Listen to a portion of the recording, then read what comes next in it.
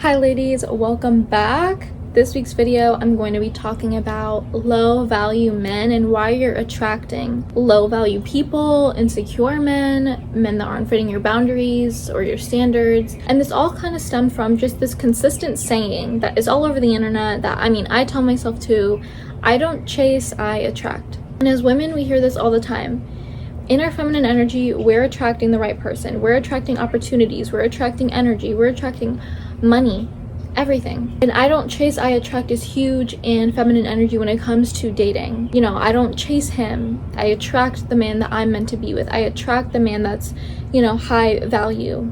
But we don't seem to understand that before we can even attract what we want, we have to also reflect inward on ourselves. Always saying that you attract and that you are never going to chase is already a good standard to have, but without reflection, you're not going to be aware of what you're attracting. Because what a lot of people on the internet don't tell you while you're attracting is you attract what you are. So if you are a low vibrational person, or a low vibrational woman, you are going to attract low vibrational men. And then you're going to sit there and wonder, why isn't he fulfilling these standards that I want? Why isn't he respecting me? Why is he so clingy? Why is he not talking to me enough? You're kind of wondering why, I'm not chasing. I'm not in my masculine energy, I'm in my feminine, so why are these men coming to me and they're not fitting the standard that I want? Insecure people attract insecure people, and insecurity manifests in many, many, many ways. Insecure people can be clingy. Insecure people can have that nice girl persona. Insecure people can be cheaters. Insecure people come in many different facets. Insecurity is such a broad term that we don't even realize how much of the way we act and the way we think stems from our insecurities as well. And if you allow yourself to sit in this cycle of, your deepest insecurities, or you don't choose to be self-aware, stop ruling from your ego and really self-reflect, then you're going to keep attracting these men that you don't want. And you sit and ask yourself, why am I always getting these guys? Why can't I get what I truly want, the dream man that you want, the desire that you want? And it's because you're not putting in the work for it. I get it, chasing is working, right? That's a masculine trait, chasing. But you're not chasing the man. You're trying to become just a better version of yourself. And that's not chasing, that's just healing and inner work and giving yourself the self-respect to look inward and become just the best version of yourself that you can. And a lot of the times the universe is going to send you so many tests to see if you are actually standing by what you say, what you speak out loud. You can say, I don't chase, I attract, but are you really following that? Or are you chasing the guy that's not texting you back? Are you chasing guys on dating apps? You can say, I have this standard for dating, but this guy, he treats you so well, but he's not fitting into that one standard. Are you going to fail the test, and are you going to pursue him? Are you going to stick to your standards and have your self-respect and say, that is obviously not for me? And the universe is listening. God is listening when you don't listen to yourself. God in the universe sees you settling instead of actively sitting there and waiting and truly waiting for your desire, knowing that it will come to you because you're doubting it. You're doubting the universe, you're doubting God, you're doubting God's power for you. Because what happens when you fail these tests is they're just going to keep coming to you. It's not going to stop. You're going to keep getting tested and tested with different people and all these different men that come to you that don't match what you say you deserve and what you say you desire, because the universe or God is trying to see, well, do you believe it? I believe it for you, but do you actually believe that you deserve this type of man, or that you can attract this type of man? Because if you don't, then you're not going to, and you're going to keep failing the test. A lot of the times too, when it comes to the topic of confidence and self-love, you have that fake it till you make it. Look at yourself in the mirror and tell yourself all the time how beautiful you are. Walk around like you're pretending that you're confident, and eventually it'll work, and it does. I know for me, I was never the most confident, but I was able to kind of trick myself into becoming confident, and I would just tell myself all the time, I loved my body, I love myself, I feel like I'm pretty, and eventually it did work. And I'm a very secure person in the way I look. I don't really care what anyone else thinks. But fake it till you make it doesn't exist in your standards and your boundaries and your morals and your values. Confidence is just kind of just a way of being a little bit, but your morals and your values and what you stand for are different. It's not just like, oh, I can just fake believing in this and I'll meet someone that actually does believe in it. That doesn't make sense. You'll just meet someone who also fakely believes in it too. You can't feed yourself these fake standards and boundaries and desires that you have when you truly don't believe that you can get them or that you really do deserve them, because then they're just not going to come to you. Because again, you're trying to attract it, and the energy that you're putting out secretly does not want it and feels like it's not deserving of it. So you won't be able to attract it. You're just going to attract things that you truly believe you deserve, which would be an insecure man or a low value man or a broke man. And that leads me into my next point. When you have limiting beliefs surrounded in men and relationships, that's all you're going to believe that you can get. And that's the danger of it. Because a lot of the times we have these limiting beliefs around marriage or relationships or the men that we're attracting, and we don't see the inner subconscious that we're thinking these things. You know, you may have a limiting belief that all men are trash, all men cheat, that all men go 50-50, that all men are feminine, and then guess what? Like, sometimes you don't even realize that these are the thoughts that you're thinking either. You just kind of say it out loud with your girlfriends and you're like, oh my god, like all men cheat, they all lie, so what's the point? Like, I just caught you. Whoever's up there just caught you saying it. And the more that you speak that out loud, you truly start to believe it. And then your faith starts to dwindle away. When you're on these dating apps, you know, and you're bored and you feel like there's nothing in there's gonna fulfill you, it's because you're constantly speaking out, all men cheat, all men lie. So you're scrolling thinking all men cheat, all men lie, all men cheat, all men lie. And it's like you're not even giving yourself a fair chance. And soon enough, when you stick to those limiting beliefs, you're going to repeat the same pattern. And you're going to keep getting men that are low value. And I've been hearing a lot online, which kind of inspired me to make this video, is the women are giving out their numbers to men, and they're like, okay, this is nice. Like someone that actually, you know, wanted to put the effort in and is making the first move. Like that's what we want, more masculine men, right? But then it's crickets. They either don't hear from them, or the texting is dry, or they don't make plans, everything falls through, and it just doesn't work out.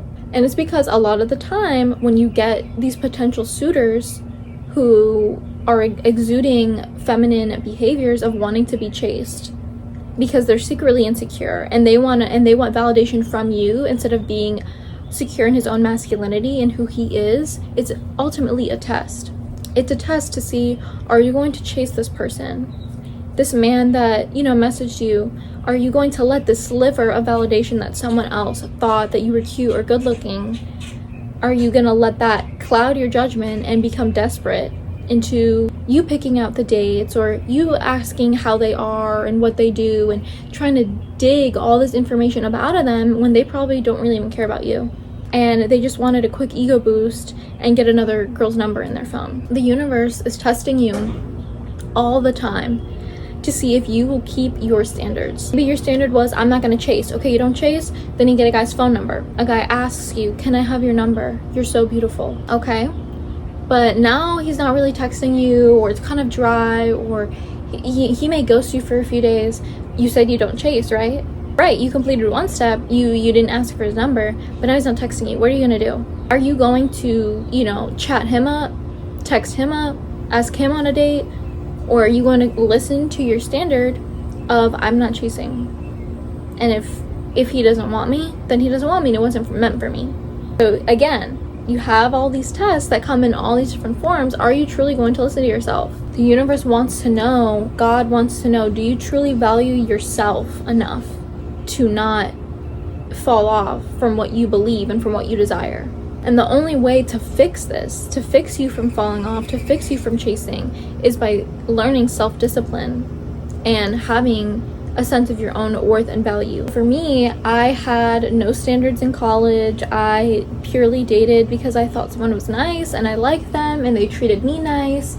I didn't care, you know, if they took me, like I was always the one planning everything, all the dates. I was the one with the romance. I carried all the emotional baggage. I was dating guys just purely for the fact that they liked me back. And after getting hurt so many times, once I graduated college, I was like, I am so done. Like I had dating apps and I would talk to guys, but oh my gosh, my standards were just like all the way on the bottom to like all the way up here, because I was so tired of feeling like I was not respected anymore. And I told myself, I'm like, this is the last time that I'm going to allow myself to not hold boundaries and standards for myself. And so once I did that and I graduated college, and I was like, okay, like all I have to do is just work and focus on myself. I don't have to think about school anymore. I need to, you know, for me, I was like, I have a degree now, the price went up. I'm not going to continue to entertain guys that, you know, do not seek me out and do not court me properly, that aren't interested in who I am or what I do, because, you know, I got an education. There's so much more to me than just how I look, especially on dating apps. And once I kind of set that standard for myself, and I was tested a few times with different guys, you know, guys would text me off these apps, or they would find me like on social media and be interested, and a lot of things started to fall through, and I was like, you know what, it's not meant for me then. You know, you're not meeting up to this standard, so why am I going to waste my time? I kind of started thinking and saying out loud to myself what I actually do want. I was like, I want a guy that can provide for me. I want a guy that's romantic. You know, I want a guy that is actually interested in who I am as an individual and not just what I can give him. And then I also was like, you know, I wouldn't mind dating like a Mexican guy. Like, why not? Because I'm Puerto Rican. All I've really dated were other Puerto Rican men, Caribbean men usually. And lo and behold, I had met my future husband online, by the way. Not on a dating app though, but we did meet online, and it was also a test for me too. It was a test of, am I going to self-sabotage this? You know, when you have the right thing, when the universe sees you listening to yourself and your boundaries and standards, that right thing can also be a test from God or the universe. And it's basically saying, are you going to ruin this for yourself? Do you truly believe you're ready? You've rejected everything that didn't meet your standards. So do you truly believe that you're ready for this? There were so many moments where I could have self-sabotaged, and I would do it because I wanted validation from him. I wanted him to, you know, want me more. I wanted to see how much he liked me instead of believing it from when he said it. And I probably did it once or twice right in the beginning. But once we finally met in person after 3 months and I finally saw him and we were together, I was just like, this is it. And I was like, I know I'm going to marry him. Because I had been through the ringer so many times in other relationships, I was like, I cannot let this one go. And I had passed the test. I didn't allow him to leave. I didn't allow myself really to sabotage anything making him want to leave. Because that's what we do sometimes. Sometimes when something's too good, when there's no red flags, when someone is just too perfect, which is my husband, when someone is just too perfect, we refuse to believe that that's what it is. That they have to have something wrong with them, you know, there has to be something negative about them. I have to find something wrong in this relationship because nothing can be too perfect. Nothing can be good. And that's, again, a limited belief. A limiting belief of no relationship can go this smoothly. No love is this easy when love is easy. So I wound up basically manifesting my dream man. I listened to my standards and I rejected all these other things, and I told myself, this is what I'm looking for and I want it. And even in moments where I could have sabotaged, you know, basically fumbling my future husband, I didn't, because I was like, I know that this is all a test. And seeing someone as great as him, it made me want to be better. It made me want to continue and be great. Love is not supposed to be hard. Love is not supposed to be a struggle. It's so easy to love. You can find things out in the world that you love. You see a color and you love it.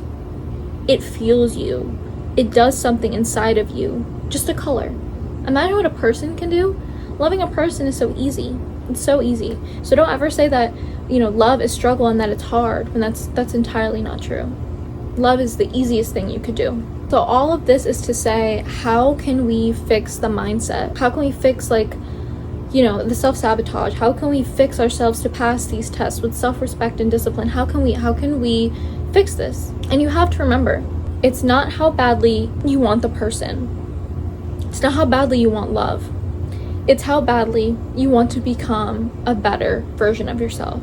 It's about wanting to become that healed version of you that's always healing, that's always growing, that always wants to learn, that always wants to be the teacher and the student. You don't want to chase, you want to attract. Okay, so you need to sit and reflect on yourself and think of the parts of yourself that you know you need to change, the limiting beliefs within yourself that you need to change. Money, friendships, relationships, family, yourself, your insecurities. You need to sit and self-reflect so you can actually understand what you're attracting, instead of just saying, I'm going to attract all these things. But you can't, because you're down here. The thing you want is up here. It's not going to lower itself for you. All there is up. You can attract your true desire to become a reality, but you have to meet it where it's at. If your desire is too high for you, what are you going to do? You're going to sit and wait for it? That's not how that works. You can't sit and wait for the magical man to come and heal you. That's no one's responsibility but your own. No one can heal you from your insecurity or your limiting beliefs in love. That's all what you have to do by yourself. Because then when you do it on your own, getting all your desires, relationships or otherwise, becomes easier than ever before. Before you say to yourself, I don't chase, I attract, you need to ask yourself, can my deepest desires really find me if I'm not a reflection of what they want to? Remember, we're all reflections of one another. Your desire wants you, but you're reflecting something else, it's not going to come to you. It's not going to come to you. Okay, ladies, I really hope you enjoyed that video. It was it felt good to just kind of speak from the soul. Like, I didn't really write too much. I had kind of bullet points, and it felt good to just speak to you ladies, and you know, it was just a very freeing feeling. So I hope that helps someone. You can attract whatever is in your wildest desires and dreams. You can do it, but you have to do the inner work first. That's the most important thing, healing and inner work, because you can attract whatever you want. So I will see you ladies next week with a brand new video. Bye.